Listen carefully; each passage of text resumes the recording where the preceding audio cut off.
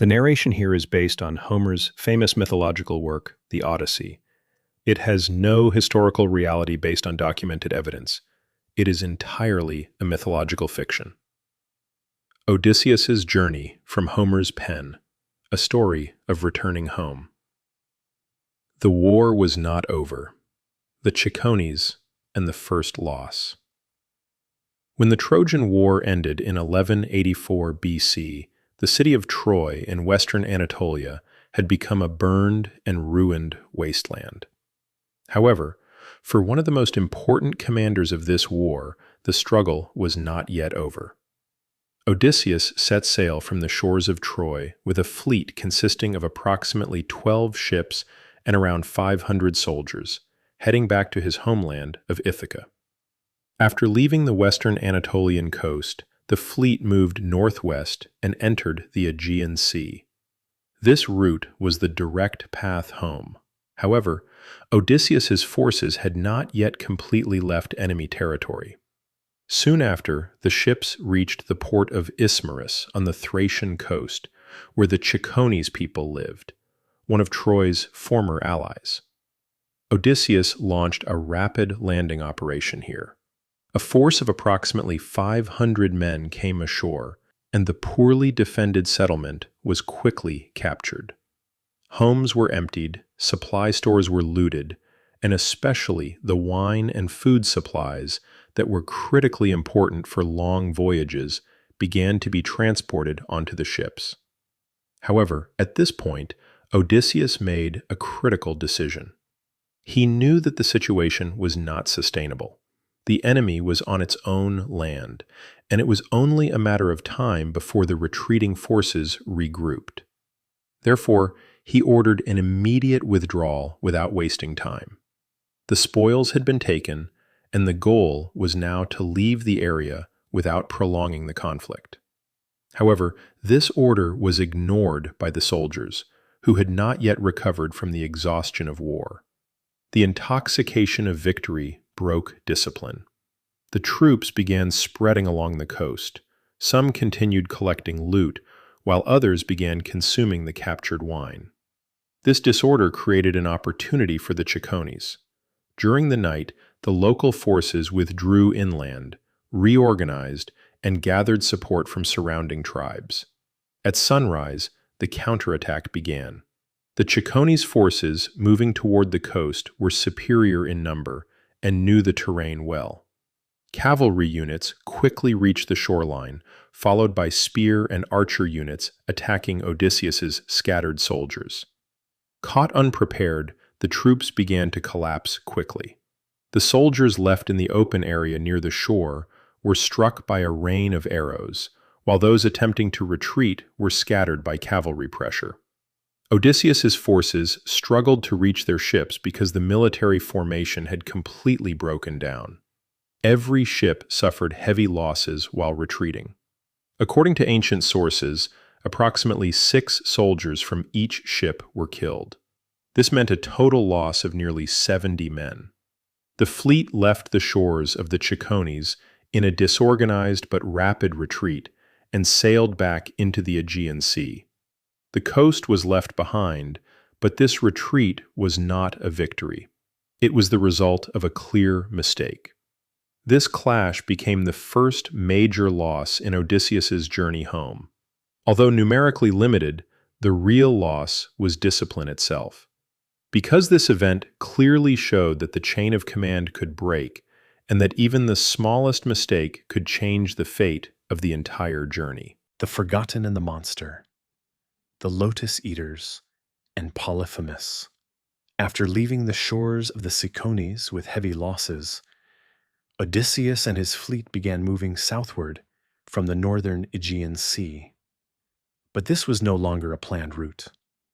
The winds grew stronger, the currents changed direction, and the fleet of approximately 12 ships lost control and drifted across the open sea for days.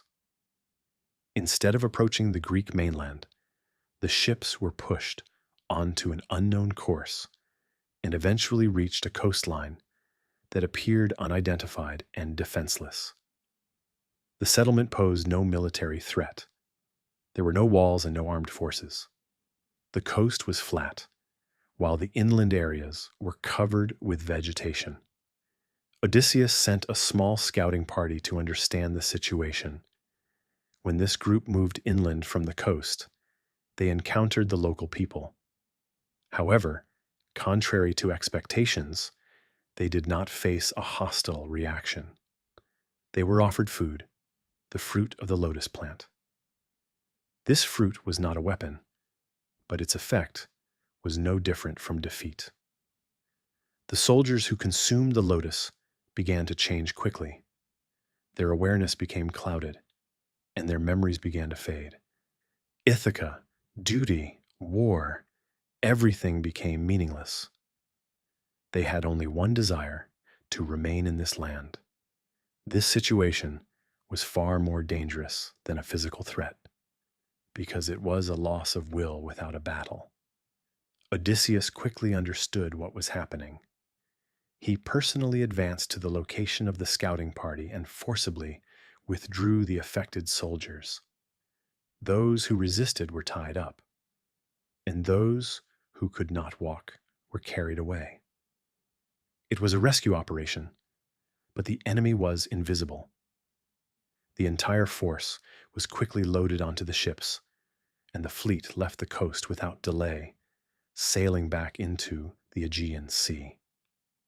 This event showed for the first time during Odysseus's journey that the enemy did not always have to be physical. It could also attack the mind.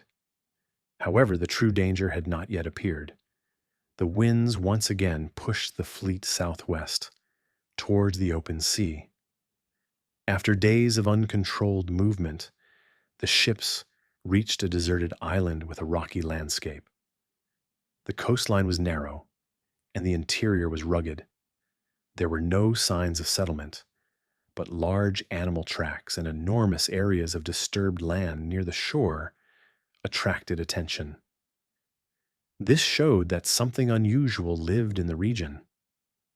At this point, Odysseus divided his forces.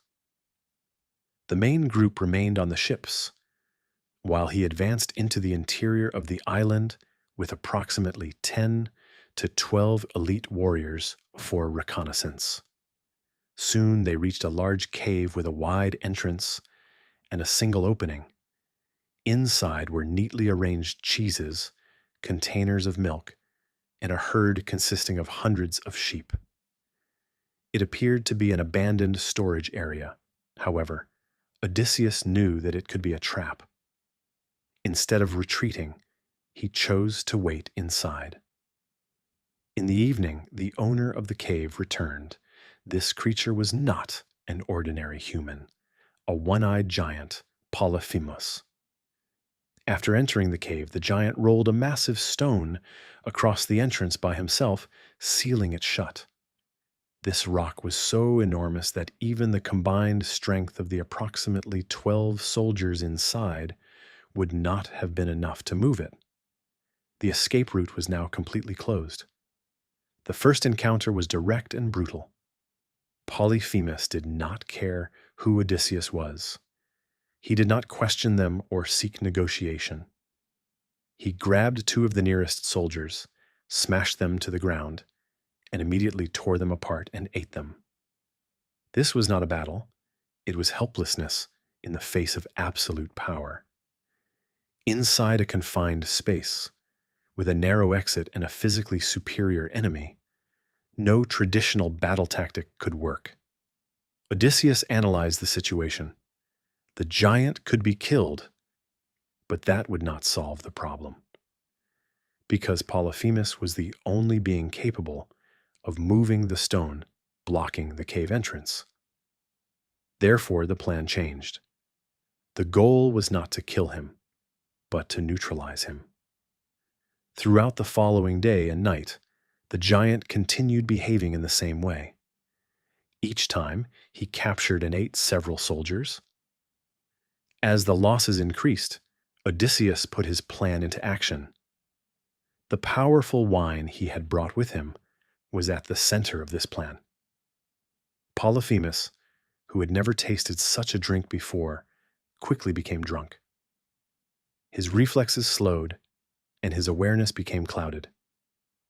The giant asked Odysseus his name. The answer was short: no one. As the night progressed, Polyphemus fell into a deep sleep. Odysseus and his surviving men sharpened a thick piece of wood they found inside the cave and heated it in the fire. Then, working together, they drove it into the giant's single eye. Polyphemus screamed in pain and called for help. The other Cyclopes outside approached the cave and asked what had happened. "Who is attacking you?" The answer came: "No one." This answer removed any possibility of receiving help.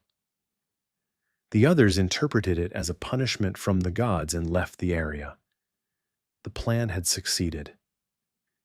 In the morning, Polyphemus lifted the stone at the cave entrance to let his sheep outside. However, because he was blind, he checked each animal one by one. Odysseus's men managed to pass through the exit by tying themselves beneath the sheep in groups of 3. The surviving force quickly reached the shore, boarded the ships, and left the island. The danger appeared to be behind them. However, Odysseus made a critical mistake here. After reaching a safe distance, he turned back and revealed his identity.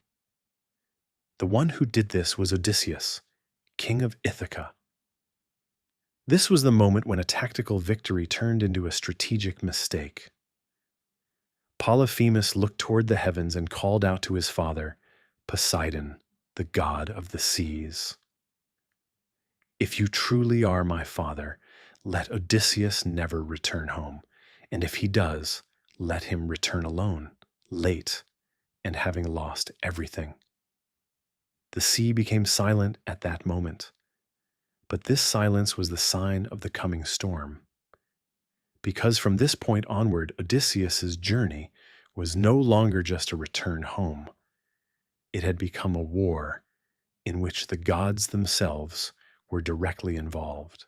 The Game of the Gods, Aeolus, Laestrygonians, and Circe. Odysseus and his surviving fleet continued sailing southwest, unaware of Poseidon's curse. The journey was no longer a planned return home. It had turned into a journey of uncontrolled drifting. The winds changed direction, and the currents pulled the ships toward the open sea. Under these conditions, the fleet reached the island of Aeolus, the ruler of the winds, located in an isolated region of the central Mediterranean. Here, Odysseus encountered a power that was not hostile for the first time. Aeolus listened to his story of returning from Troy and understood the situation he was facing. This was a rare advantage, outside assistance. However, this assistance was not ordinary. Aeolus trapped all dangerous winds inside a leather bag and released only the safe wind that would carry Odysseus toward Ithaca. Odysseus accepted the bag, and the fleet began sailing westward toward the Ionian Sea. For days, the route remained stable. The currents were balanced, and the wind blew from a single direction. For the first time, the journey was under control. Days later, the shores of Ithaca appeared on the horizon. The destination was so close. But at exactly this moment, the chain of command broke once again. After the long journey, Odysseus fell asleep, and suspicion spread among the soldiers on the ship. They believed the bag contained treasure, not wind. They thought their king was hiding this wealth from them. Discipline was once again replaced by curiosity. The bag was opened. In an instant, all the winds were released. The sea darkened, and their sense of direction disappeared. The fleet lost control and was pushed back into the open sea by a violent storm. Ithaca vanished from sight. This was not merely a mistake, it was the destruction of their own return home by their own hands. Desperate, Odysseus turned the route back toward Aeolus's island. But this time, he did not receive the same support. Aeolus's answer was clear. "The gods do not want you." These words showed that the situation had now moved beyond human control. The fleet set sail again, but it was now weakened. Morale had collapsed, and discipline had been damaged. Soon after, the ships reached a harbor surrounded by high cliffs with a narrow entrance. This region was known as Laestrygonia. Most of the ships entered this harbor and anchored inside. Only Odysseus's ship remained outside in the open sea because of his suspicion. That decision would save his life. Odysseus sent a 3-man scouting party to investigate the area. When the group moved inland from the shore, they encountered a woman of enormous size. This creature revealed that the inhabitants of the region were not ordinary humans. Soon, the truth became clear. The Laestrygonians were giant cannibals. The scouting party was destroyed instantly. Then the attack began. Huge rocks were thrown from the high cliffs into the harbor. The ships trapped in the narrow area could not maneuver. One by one, they were crushed. The crews were destroyed, and the ships sank. This was not a battle. It was a one-sided annihilation. The harbor turned into a graveyard within minutes. Approximately 11 ships were destroyed there. Hundreds of soldiers lost their lives. Only Odysseus's ship, which had remained outside, managed to escape the harbor and retreat quickly. The fleet was gone. Only one ship and a limited number of surviving soldiers remained. From this point onward, the journey was no longer an expedition. It had become a struggle for survival. Days later, Odysseus and his remaining crew reached an island covered with dense forests and appearing peaceful from the outside, Aiaia. This time, Odysseus was more cautious. He divided his forces into 2 groups. The scouting party soon reached a stone structure. Around the building were wolves and lions, but these animals were not aggressive. This was against the normal order of nature.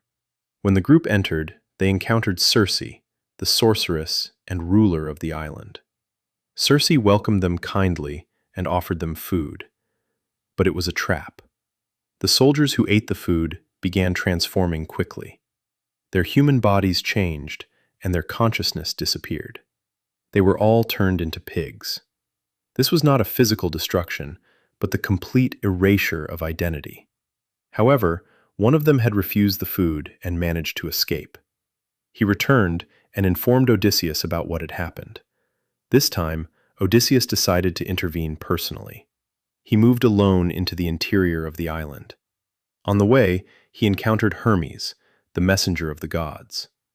Hermes gave him a magical herb called moly. This plant was the only protection against Circe's magic. When Odysseus confronted Circe, he was welcomed in the same way and was offered the same drink. But this time, he was prepared. He drank the potion and was unaffected. This instantly changed the balance of power. Odysseus drew his sword and threatened Circe. For the first time, the enemy standing before him was under his control. Circe stepped back. She restored his men to their original forms, and the conflict ended. However, this victory brought no progress. Because Odysseus and his men remained on this island for an entire year, it was a pause where time was lost. After 1 year, Odysseus finally realized the truth. With every passing day, he was moving farther away from Ithaca. Circe revealed the final truth. If you wish to return home, first you must go to the land of the dead. This was not an ordinary route. This was the journey of a commander, a living man toward the border of death. The edge of death. Hades, Sirens, and Scylla. After spending a year on Aiaia, Odysseus finally began moving again. But this time, the route did not pass through known sea paths. The sorceress Circe had spoken clearly. The road to Ithaca first passed through the land of the dead. This was not a military objective or a geographical destination. It was an unknown boundary. After days of sailing, the ship reached a coastline covered in mist, where sunlight could not reach. Following Circe's instructions, Odysseus carried out the required ritual. He dug into the ground, created a pit, and sacrificed 2 animals. The flowing blood became the only means of communication between the 2 worlds. Soon, shadows began to appear. Those who had died in war, the old, the young, they all gathered around the pit. However, Odysseus kept them away by holding his sword, because at this point, losing control meant the end of his return. The blind prophet Tiresias drank the blood and spoke, revealing Odysseus's fate clearly. He would be able to return home, but only by paying a heavy price. The most important warning was clear. The herds of the sun god must not be touched. This was a direct sign of the disaster that would come in the future. Then, other shadows appeared. Odysseus's mother, the great commanders of the war, and the spirits of Troy. They all wanted to speak with him. The conversation with Achilles changed Odysseus's perspective. For the first time, he understood clearly that victory and fame had no meaning after death. As the number of shadows increased, Odysseus decided to retreat. They returned to the ship and quickly left the area. The route was once again turned toward Aiaia. This was the final preparation point. Circe spoke directly this time. She explained that 3 critical passages waited ahead. The first of these was the Sirens, located in the middle of the sea. These creatures did not use physical strength. Their weapon was knowledge. They used the past, the future, and the deepest desires of humans to stop their targets. This was a direct weakness for someone like Odysseus, a commander hungry for knowledge. Circe's solution was clear. The crew's ears would be covered with wax. Odysseus himself would be tied to the ship's main mast. It was a controlled, risk-taking plan. The fleet returned to the sea, and shortly afterward, the ocean suddenly became silent. This silence was the sign of approaching danger. The voices of the sirens were heard. The voices spoke directly to Odysseus. They spoke of Troy, his losses, and his future victories. This was not an ordinary call. It was an attack aimed at the mind. Odysseus tried to free himself, shouted, and gave orders. But the crew could hear nothing because their ears were covered. The ship continued forward without changing course. The voices slowly disappeared behind them. The trial had been passed. The ship entered a narrow strait. Towering cliffs on both sides completely blocked their ability to maneuver. On the left side was Charybdis, a massive whirlpool that swallowed everything approaching it and destroyed it. On the right side, hidden among the rocks, was Scylla. At this point, there was no escape. Circe's warning had been clear. Passing both was impossible. One had to be chosen. Odysseus made his decision. The ship was directed toward the side where Scylla waited. The passage narrowed. The crew took their positions. Everyone knew where the attack would come from, but not when it would happen. And then the attack began. Scylla's 6 heads reached out from the cliffs at the same time. Each one targeted a soldier. 6 men were pulled from the ship within seconds. They were destroyed before anyone could intervene or organize a defense. This was not a battle. It was an unavoidable loss. Odysseus did not turn back. The ship did not stop. This was the hardest decision a commander could make, accepting those who could not be saved. Once the passage was crossed, the sea opened again. The winds became steady. The ship continued its journey. But it was no longer complete. From this point onward, the meaning of victory changed for Odysseus. The goal was no longer to win. It was to survive and continue with those who remained. The final journey, the curse of Helios, Calypso, and the return to Ithaca. After escaping the passage of Scylla with heavy losses, Odysseus headed southeast with his remaining ship. The crew had become smaller, and discipline had weakened. However, one of the greatest threats still awaited them, the island of Helios. When the ship reached this land with its wide fields and pastures, Odysseus gave a clear order. The sacred herds were not to be touched. This command was the only condition for survival. At first, order was maintained, but when the winds stopped, the ship became trapped on the island. As the days passed, supplies ran out, hunger began, and division appeared within the crew. While Odysseus's authority weakened, his men made a decision one night while he was asleep and slaughtered the cattle. This was not only a violation of discipline, it was an open challenge against the gods. The consequence came quickly.